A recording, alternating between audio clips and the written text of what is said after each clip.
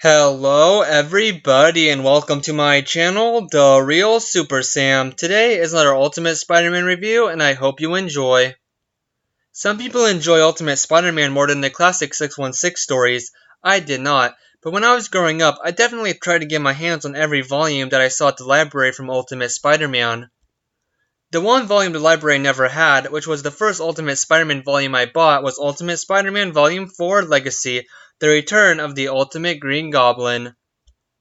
The story picks up the next school day after the last volume ended, and Mary Jane talks about seeing Peter on TV fight Doc Ock and Craven, who got his show cancelled. Spider-Man also fought Sandman in New Jersey, but nothing is said about here yet, since in the comics it hasn't been written. A big surprise comes after school as Harry Osborne returns to school and invites Peter Parker over to his house in the city.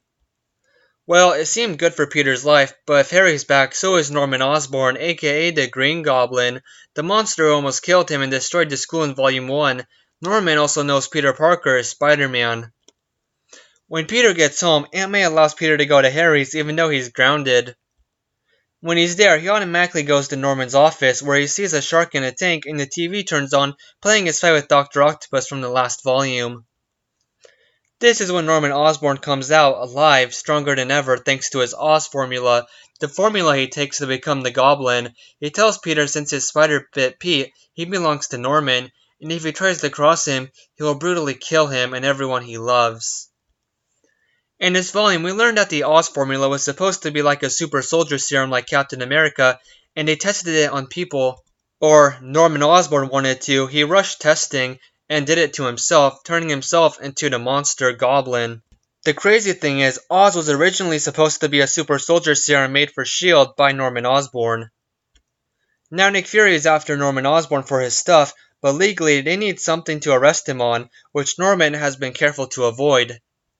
Nick Fury makes his first appearance in the Ultimate Spider-Man issues here, and the relationship between the two always builds character on both sides. And at the end of the story, Nick Fury reveals that since Pete is an illegal genetic mutation, when he turns 18, he belongs to S.H.I.E.L.D. Now to Norman Osborn, this is definitely one of the darkest Goblin stories ever. This new Goblin design is a big improvement over his first one. I love the fire coming off of him and his devil-like horns.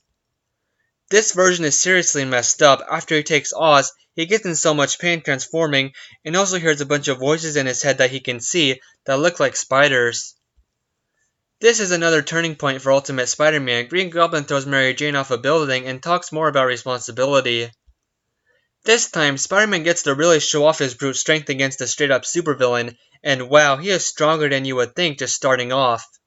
When it comes to Harry Osborn, unfortunately, it's clear his dad doesn't really care about him much. He just knocks him out with a mental code in Harry after he says cellar door. But at the end, right when Goblin is about to kill Spider-Man, Harry wakes up and stabs Norman in the back, saving his best friend. The ending fight really was a blast, and it was so destructive, and the panels showed so much action and movement that I could just stare at them for minutes. This is one of the greatest Ultimate Spider-Man volumes ever, definitely giving it a 10 out of 10. Please remember to like, comment, and subscribe. Bye guys, and have a good day.